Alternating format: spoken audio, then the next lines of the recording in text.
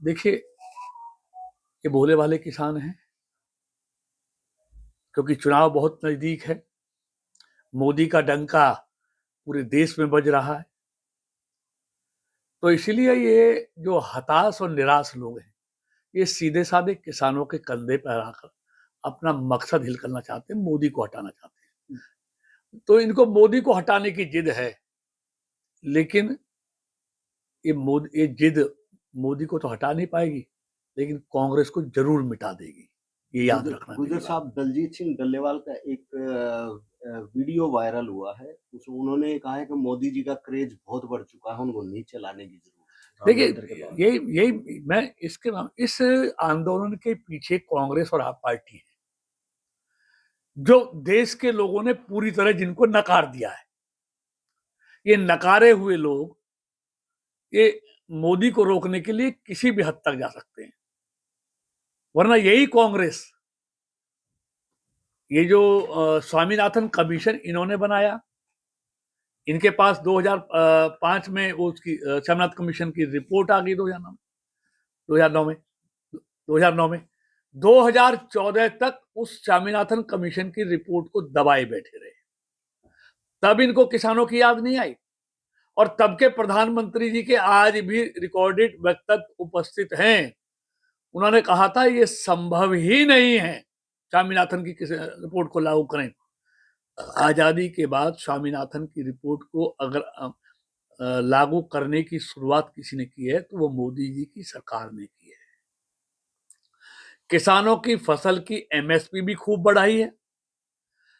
4 फसलों के ज्यादा 16 फसलें सबसे ज्यादा देश में अगर किसी ने एमएसपी पर खरीदी है तो मनोहर जी की सरकार ने खरीदी है, और खरीद भी कांग्रेस के राज से मोदी और मनोहर जी के राज में दोगुनी से ज्यादा हुई है, और कईयों की तो एमएसपी कई गुना बढ़ी है।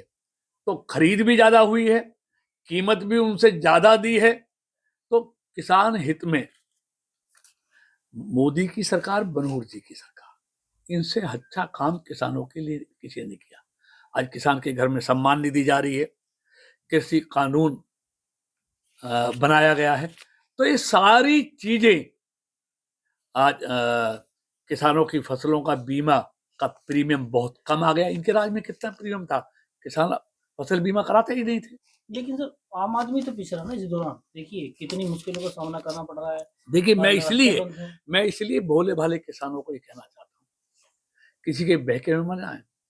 ये उनके लिए नहीं, ये बयान ये अपनी खींच बिटाने के लिए है। इनको अपनी हार अक्सर से दिखाई दे रही है, उस हार की वजह से ये भोले भाले किसानों को गुमराह कर रहे हैं। ये उनके हित में नहीं बोल रहे। उनका हित करते जब ये राज में थे कर सकते थे, लेकिन नहीं किया। तो किसानों के कंधे पर बंदूक रखकर ये अपना हित साधना चाहते हैं, लेकिन लोग बहुत जागरूक हैं, ये अपने मंसूबों में सफल नहीं होंगे।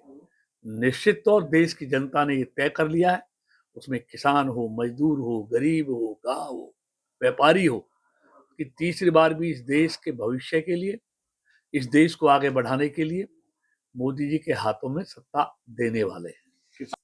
अच्छा सर, इस आंदोलन के पीछे कुछ बाहरी शक्तियां भी हो सकती हैं, क्योंकि पिछले जो जो हुआ था आंदोलन हुआ था, ये अपने अमन चैन को खत्म करना चाहते हैं, ये बढ़ते हुए भारत को रोकना चाहते हैं। ये विकसित भारत के भी दुश्मन है। तो इसलिए ये किसानों के हित में नहीं है।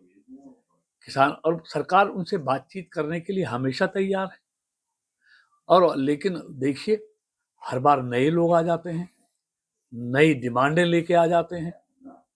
जो मान लेती है सरकार उसकी चर्चा नहीं करते, जो नहीं मानती उसकी चर्चा करते हैं। इसलिए किसानों के हित में भी है और देश के भी हित में, कि बातचीत से ही किसी समस्या का समाधान हो सकता है, और सरकार बातचीत करने के लिए हमेशा उनसे तैयार है।